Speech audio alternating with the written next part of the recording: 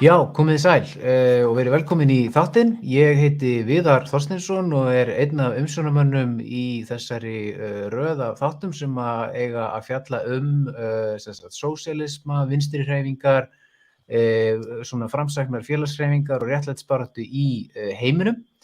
Og mér það mikill heiður að hafa og ánægja að hafa fengið góðan gest í þennan þátt sem heitir Adam Fishwick, sem stundar rannsóknir og háskólakennslu í stjórnmálafræði og sérfræðingur í pólitík Suður-Ameríku. Og við ætlum að nota tækifæri til þess að ræða við hann kosningasigur Boric í Chile.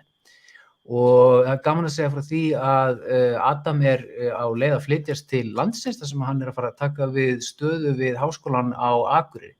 Ég ætla með þessi inngangsorð á íslensku en svo mun ég skipta yfir á ensku og samtalið fer fram á ensku. So Adam, welcome to the show. I just introduced you briefly by saying that you were planning your move to Iceland, that you are a researcher, academic, and teacher isn't it in political science? Broadly international politics, yeah. Yes, is it international political economy, so-called? Yeah, broadly, yeah. Yeah. So, okay. Yeah. And with a special emphasis on Latin America, labor movements in Latin America, if I'm not mistaken. And also great that you are actually making the move to Iceland. So maybe there will be other opportunities for Icelanders who are curious about these matters to maybe hear you lecture, or maybe there will be further opportunities. But if you don't mind, Adam, I was hoping that we could that you could help listeners and viewers to get maybe a deeper understanding of the developments in Chile. So I think, as is often the case, we see headline news about election results in Latin America and about the sort of big events when there's a coup attempt or whatever it is. And I think for us who are approaching things from a leftist standpoint, we kind of immediately feel connected to these events. We have kind of an awareness of the, in many ways, remarkable history of the left in Latin America. But at least if I may speak for myself, I often find that there's just a background that's missing for us, right? Because it's it's just a whole world of rich history. So I was wondering if you could give us at the start, before we move on to talk about this recent election victory in the presidential elections, if you could maybe give us a little bit of context for the developments of the left in Chile post-Pinochet. I mean, I think many, of course, listeners and viewers are aware of these broad outlines of Chilean history, of course, with this brutal and violent takeover, the coup in 1973, and the subsequent neoliberal regime that was installed. But post-Pinochet, after Chile became democratized, what has been the history of the left in the country?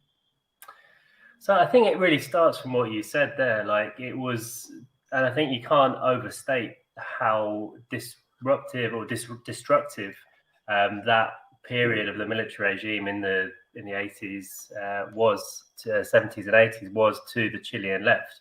So the Chilean left really emerged. The institutions that we associate with the left, the unions, social movements, other kinds of social organisation, were pretty roundly picked apart and decimated by the military government of the 70s and 80s. You're left with some kind of, later on you start to see like some unions retain some kind of forms of power, particularly in those sectors where we see a lot of what we think of as like structural power within the global economy. So when we look to kind of the mining districts, to the ports, the dock workers, so these kind of areas remain kind of with some elements of that continuity. But the reality is, by the transition to democracy, you're entering into this very sort of fragmented, very disparate kind of left.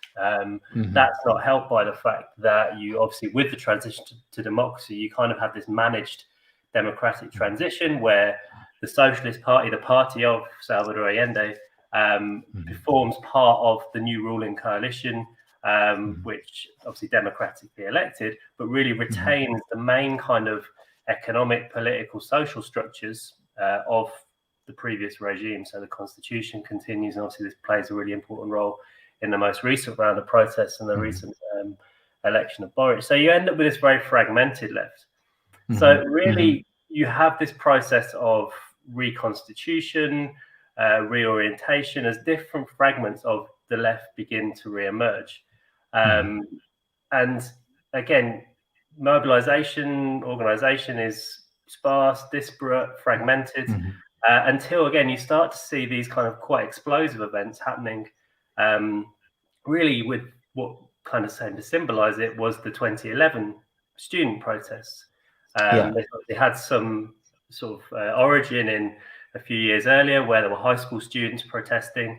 But actually, I was in Chile at the time in 2011, 2012, when this protest, I remember standing on the steps of the National Library as these protests were going. You see the water cannons coming from one side and the university students coming from the other. And again, reflecting the kind of trajectory that we see into 2019, 2020, 2021, with the particular forms of political protests and forms of social mobilization.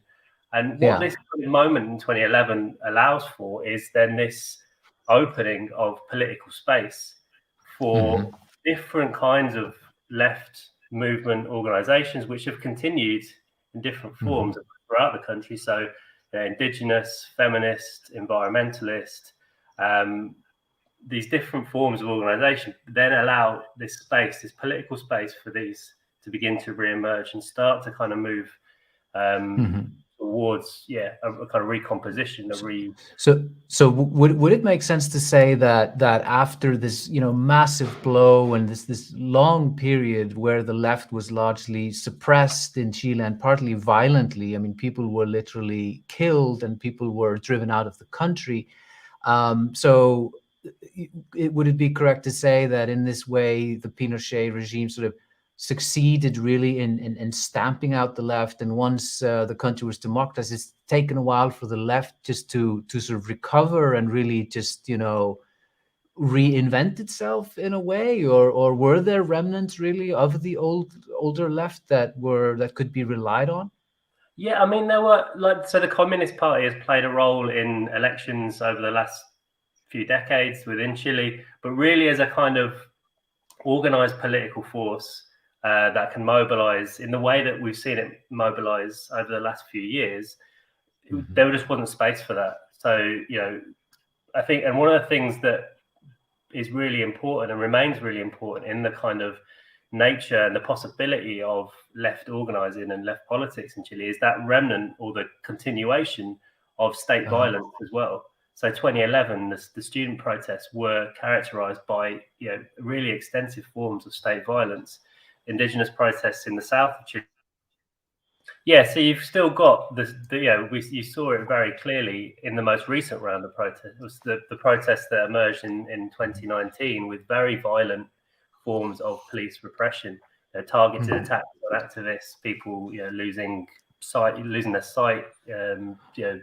So again, that kind of continuation of that again, combined with the whole kind of process of fragmentation that occurred and destructive forces that occurred in the 70s and 80s, really kind of made it very difficult for the left to kind of reconstitute itself. Right. And of course, it's maybe meaningful in this context that that the 2011, 2013 protests were youth protests, right? So I mean, maybe that also sort of indicates that it really was renewal, that it was the youth, it wasn't an older left fighting, right? Yeah, and that's really interesting in part because I mean when people talk about Boric, every time you can't get away from the fact that this is a young president-elect. It's the first line of every news story that when they mention Boric is 35, will be 36 when he's inaugurated. I was reading something earlier today, again a line of he was a child at the end of the repressive period, end of the dictatorship. So again, it's perhaps signals this a new phase, or does signal a new phase within the scope of left politics and left organization. Yeah. And also, of course, the timing. I mean, this 2011 to 2000, what was it, 13? That this wave of protest is usually marked by these years. To me, as an Icelander, it's an interesting time, right? Because this was the time of of course, we had here in Iceland in 2008 to 9, we had a great, pretty historic, protest movement here due to the finance crash, and there were these further protests in Europe, and then there was also the Arab Spring, and this was sort of around the world, a sort of almost global movement of protest. Does it make sense to situate these Chilean student protests within this context? Yeah, I think it does. I mean, it speaks to the particular moment of the time, doesn't it? Like the kind of the spread, the impact of the global financial crisis, the kind of reawakening of forms of social protest, new forms of social protest, the occupations, assembly movements, that kind of new form of grassroots organising that emerged around the various forms of Occupy. And I think, you can very clearly situate what happened in Chile around that period in the same kind of dynamics as well, because again, we see this as a kind of, it's a key inflection point in the pink tides, like we see, and this happening across South America as well. And so you see that inspiration occurring in different spaces. But again, it has its own particular dynamics in Chile, and a lot of the 2011 protests, in one of the big claims that came out of that, again, perhaps, was the kind of the issue around the Constitution, which again has emerged in 2019. So again, it's this kind of, whilst it kind of fits with those particular dynamics of 2011, 2012 that we saw across the world, I think it also has its own momentum, its own trajectory that we're seeing now playing out in a slightly different outcome to some of those other protests around the world as well. Yeah. Well, interesting that you talk about the Constitution. We also have had a crisis here in Iceland over the Constitution, which was rewritten but never ratified, right? And us, those of us on the left in Iceland, we get terribly annoyed when we read global news headlines about how Icelanders, wrote their new Constitution following the crash. But of course, it's never been ratified. Sad story. But I'm also, I also find it interesting to see this sort of long trajectory where you've had these like movements, you've had these generations appear on the stage, way back almost 10 years ago. And it's as if now they have come to maturity somehow. These leaders who were very, very young probably at the time are now emerging as more mature political leaders. And it's very interesting, and it's actually encouraging in some ways, I find, because the fact is that here in Iceland, the 2008-9 protest movement has largely died out, so to speak. It's hard really to pinpoint any sort of particular continuation of that, if I may be honest. But moving on to Boric, can you tell us a little bit who he is, what his agenda is politically? I mean, I think from my reading of what's been going on and the positions he's been taking, obviously, again, when you look at the mainstream press and they talk about a new left leader in Latin America, the first comparisons go to Venezuela, Bolivia, those kind of classic pink tide governments of the left. But I think Boric is different. I think, again, it represents a different kind of, I mean, the policy program that seems to be settling around, again, is still unclear a little bit. Part of it is there's a lot of kind of coalition wrangling going on to make the election work. But seems to be a kind of social democratic redistribution with different levels, increased and more progressive forms of taxation. I mean, I guess there is a finite amount that an incoming president in an economic model like Chile, in a context of kind of coming out of a global pandemic, can do. There's there's limits to that room for maneuver. I mean, I think Boric's background is Boric kind of came through like a radical left, kind of more autonomous inspired kind of side of the student movement. Again, there were lots of different lefts within it, and there still are lots of different lefts. Like he's leading, I think, a coalition made up of two separate coalitions. It's again represents that fragmentation. But again, we're moving. It's a kind of social democratic program with redistribution, taxation. There's been some talk, for example, I think either yesterday or a couple of days ago, talking about representation in cabinet. Again, really important gender issues that I think represent, again, some of the feminist activism and origins of some of the bigger movements around 20. Right.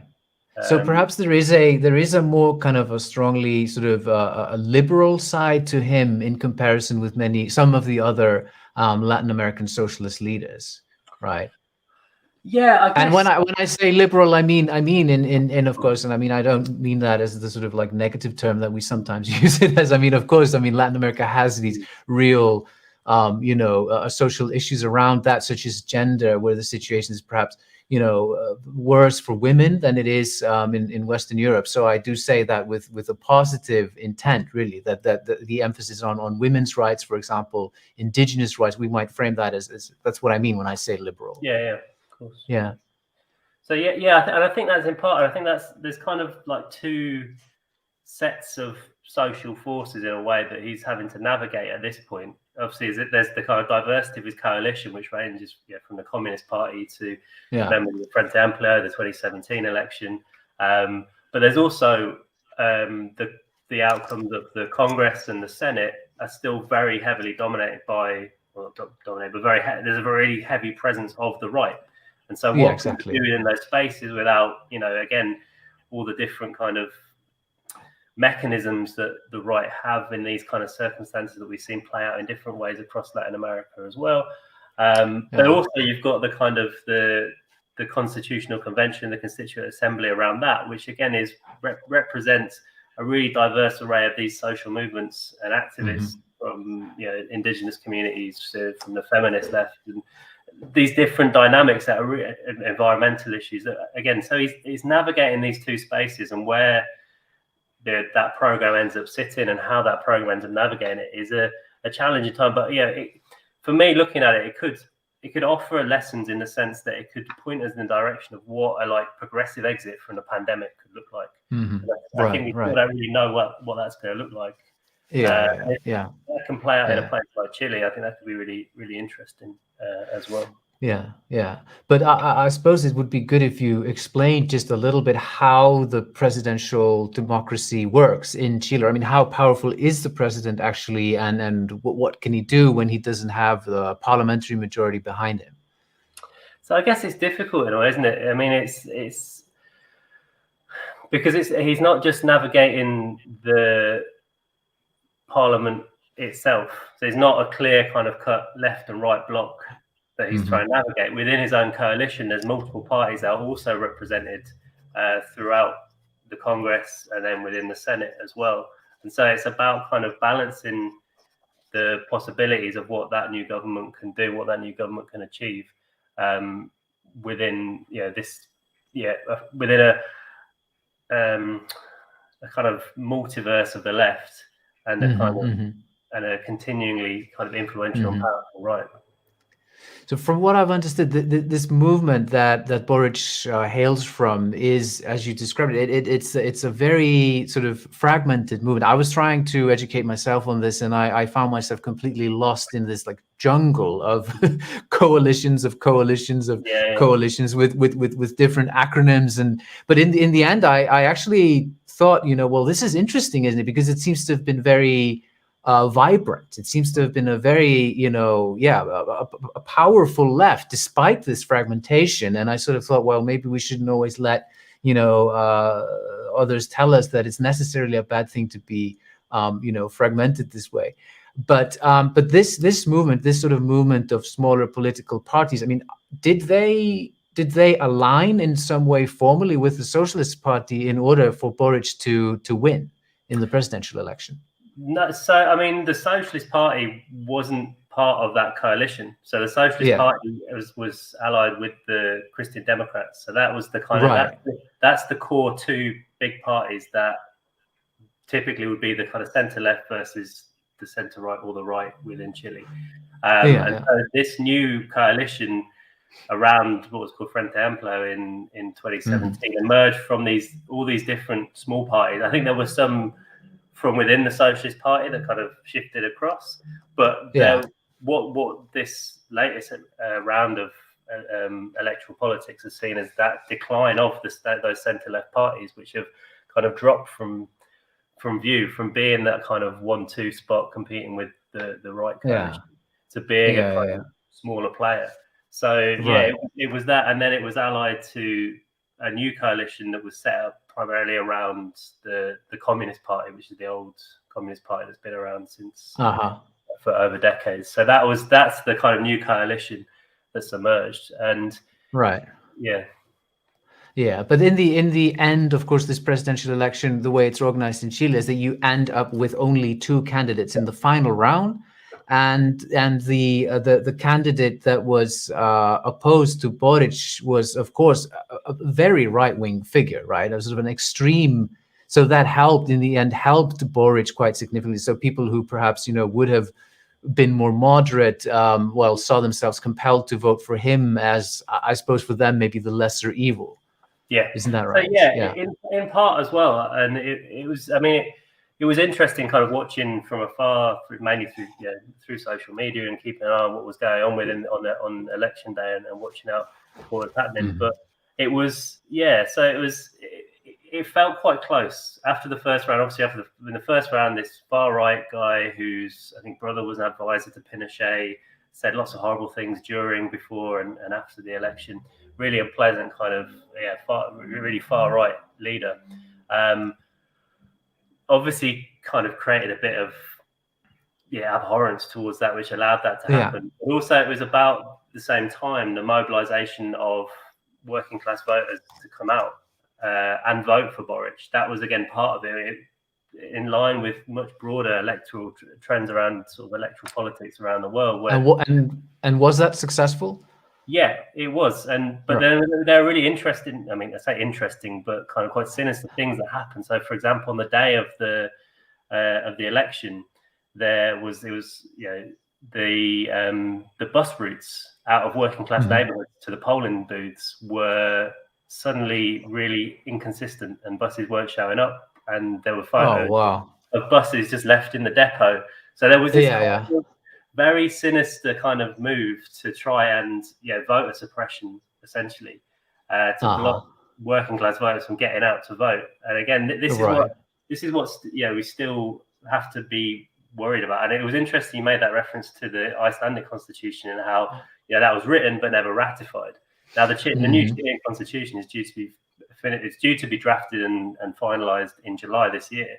The question then will be: is the Boric government able to maintain that kind of momentum? Obviously, at the time, the rewriting the new constitution was very heavily supported, but then you're going to move into this kind of dirty tricks mode of still very powerful social groups and forces that are arrayed against someone like Boric and a movement like movement attempting to rewrite the constitution, which will disempower the already powerful and hopefully allow some of the less powerful to be empowered to do things differently. So there's these really kind of sinister dynamics going on to prevent, and this is why that question of what comes next becomes a really blurry. So places there to develop this program moves kind of beyond the dynamics, the electoral dynamics and the political dynamics, into these kind of rather insidious, rather dangerous spaces where very powerful organizations and individuals within Chile are able to kind of put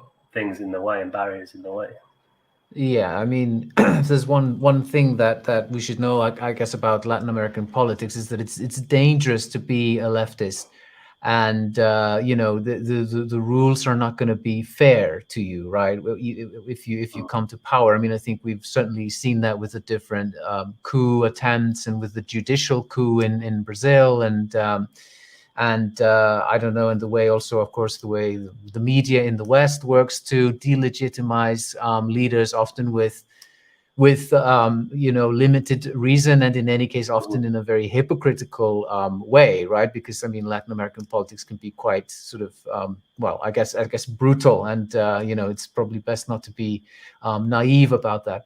But that brings me to the question of the likelihood of success for a candidate such as Boric, and of course it's because we've seen many, of course, leaders come to power in Latin America, but who have been, thwarted with different methods.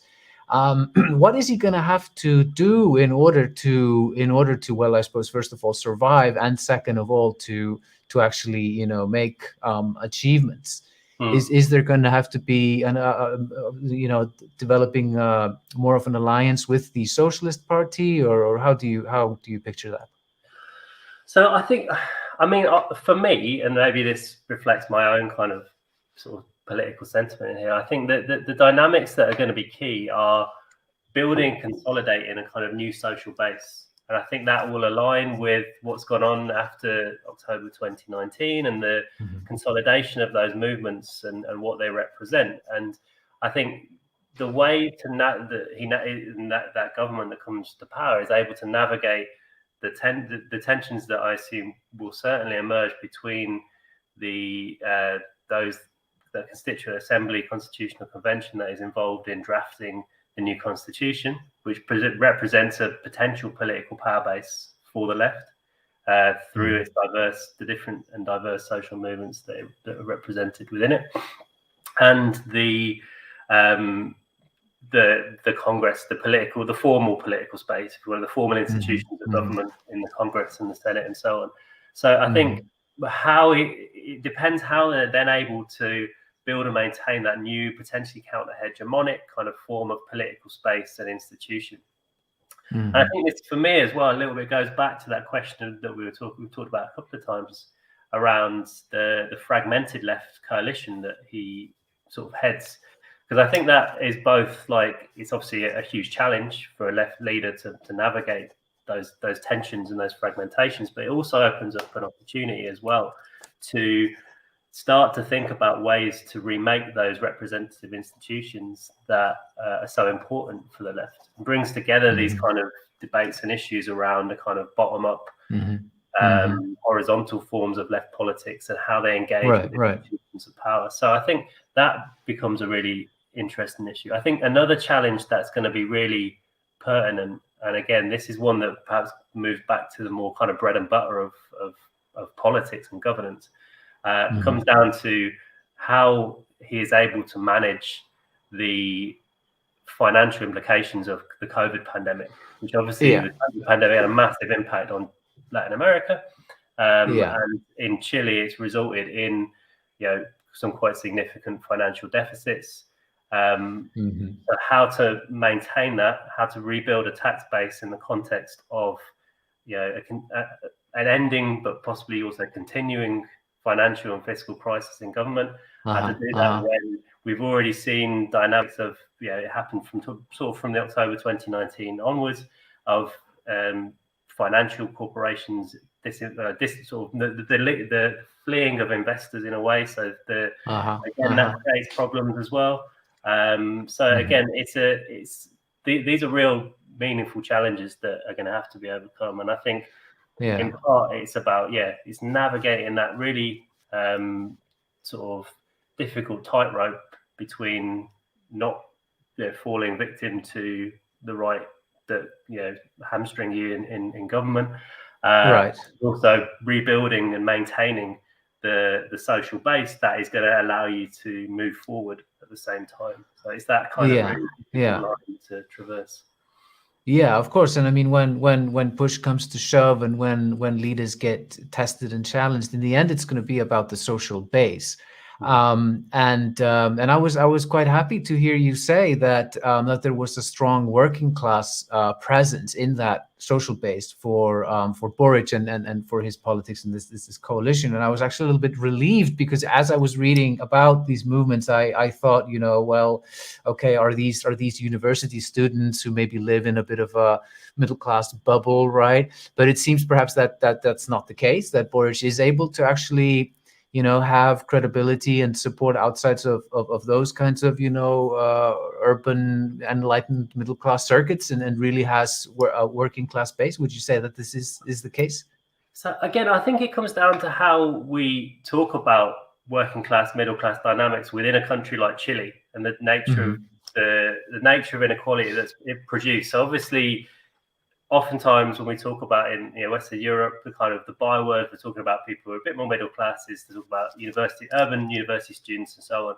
But actually, a lot of the university students, a lot of people who live in the cities in Chile, who will go to university, still come from working class neighborhoods. Again, right.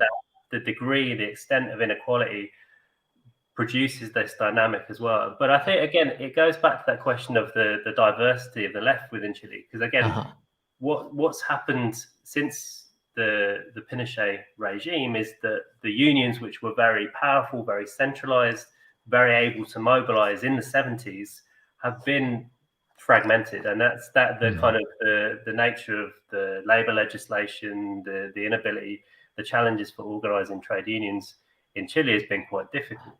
Obviously, you've seen these sectors, the mining sector, the port sector, these are kind of classic sectors where unions stay powerful, stay influential, and they've come out and been involved in the national protests in different ways. Again, they've not led the protests in the same way. Again, it's been, but they've been an important, integral part of it as well. And I think that is, the thing that needs to be captured. But also you begin to see different dynamics of trade unions. There's a fantastic book, which I know is on a bookshelf behind me, about trade union organizing in Chile in Walmart, and how the organization of retail workers was this really kind of powerful, really interesting dynamic. And again, capturing spaces for precarious workers to organize in different ways. And again, it's about sort of that social base. Again, it's about looking at how these different elements play out, how these different dynamics play out in terms of the different spaces where where people can begin to operate as well. Because what again was really important and underpinned a lot of what happened in October 2019 and building into October 2021. Sorry, not October 2021. The elections in 2021 was the role of feminist organizing and feminist activism within Chile, which again reflects a wider current.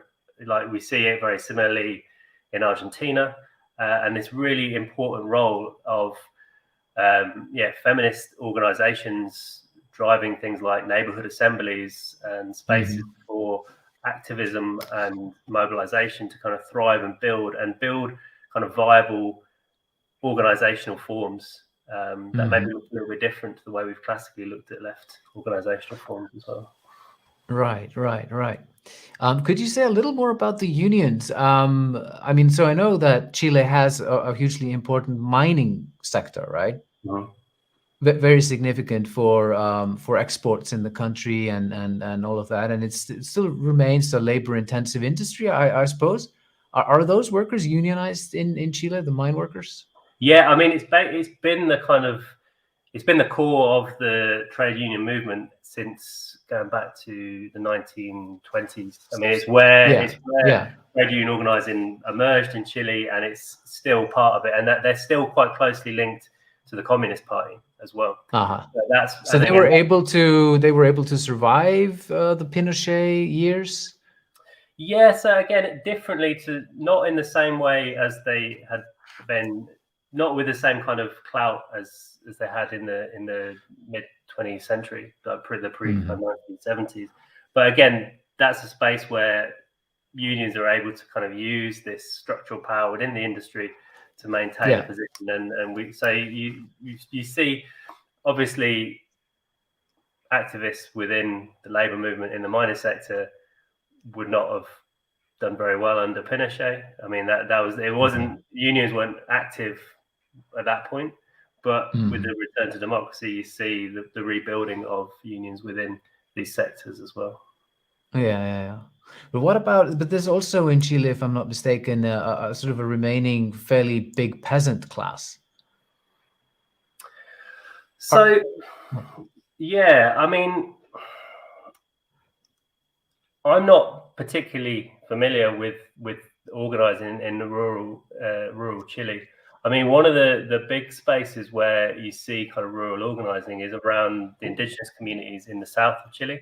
So again, there's this really interesting overlap with the indigenous organizing that's gone on and the indigenous social movements and debates over land and territory and so on, and that form of organizing. So there's that really interesting overlap that I think is really important when we look at social base and collective organizing within Latin America between indigenous identity, class, and so on, that becomes really important to unpack. Yeah, but those kinds of those kinds of movements have not been as central to the movement that Boric comes from as say around Evo Morales, which has been very much driven by indigenous movements, right? I mean, Boric seems pretty white. He's a pretty white guy. I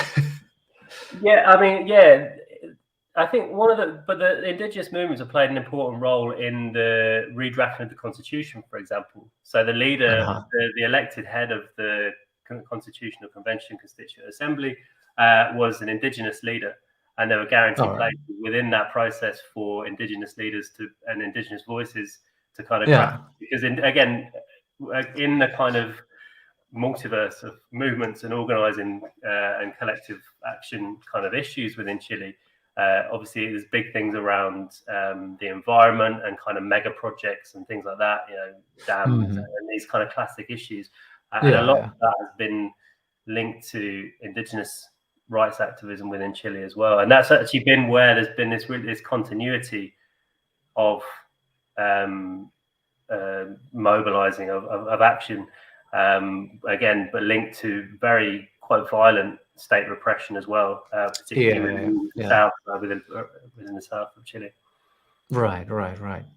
So it sounds like, that there's a lot of sort of opportunities, so to speak, in these different streams. In this broad movement, there are these different social groupings that are perhaps sort of coming together, and it might be, of course, both a strength and a challenge to have a movement composed of so many different parts. And of course, it's also worrying that this is happening in a country that has this long tradition of right-wing repression at this point.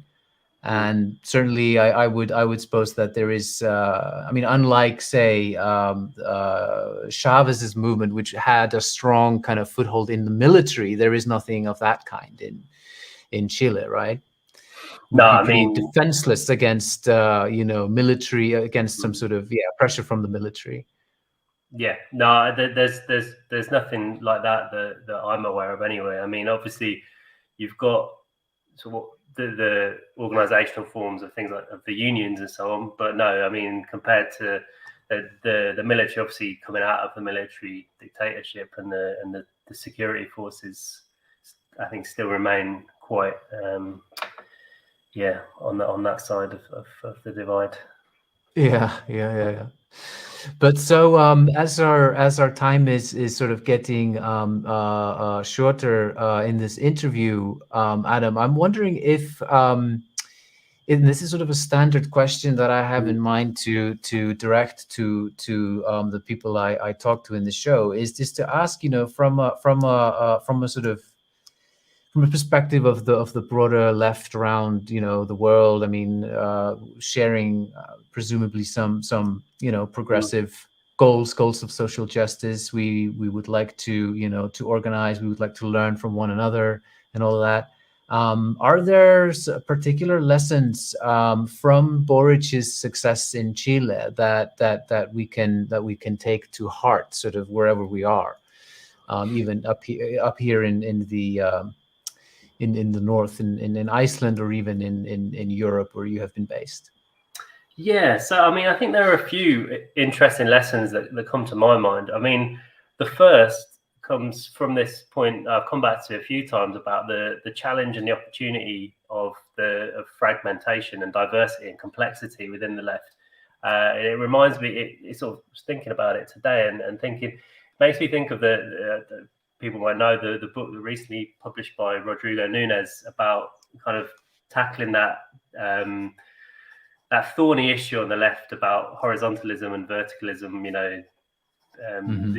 the occupier versus the state, that kind of dynamic. I think that was neither horizontalism, but I can't remember the exact title. But he calls for this kind of ecological perspective on the left. And so looking at how movements relate to each other, how different movements connect, overlap, but whilst also retaining that complexity of that kind of ecological space within which different social movements and collective organizations operate. And so I think this is a really interesting example of that, because it's a movement that has moved out of so many different movements, whilst at the same time moving quite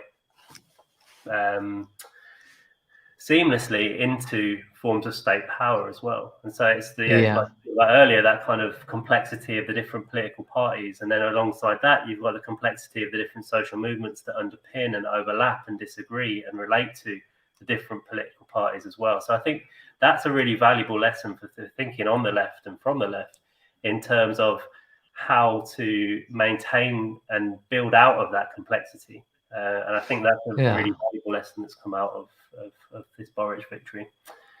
So I mean, because it is, I suppose it's quite, I mean, because the kinds of candidates that win presidential elections tend to be the ones who come from within established political parties, right? I mean, they don't tend to come from these sort of broad or sort of like looser grassroots, political movements. It really is quite unusual and sort of probably a challenge for the leader in question to maybe, find themselves in an environment that's, maybe somewhat different. But from what I've heard about Boric, he seems to be quite a savvy, experienced politician in a way, who sort of has shown that he's capable of navigating and sort of showing strong leadership and those qualities that you need when you find yourself. I mean, I guess that in the sort of highest, positions in national politics.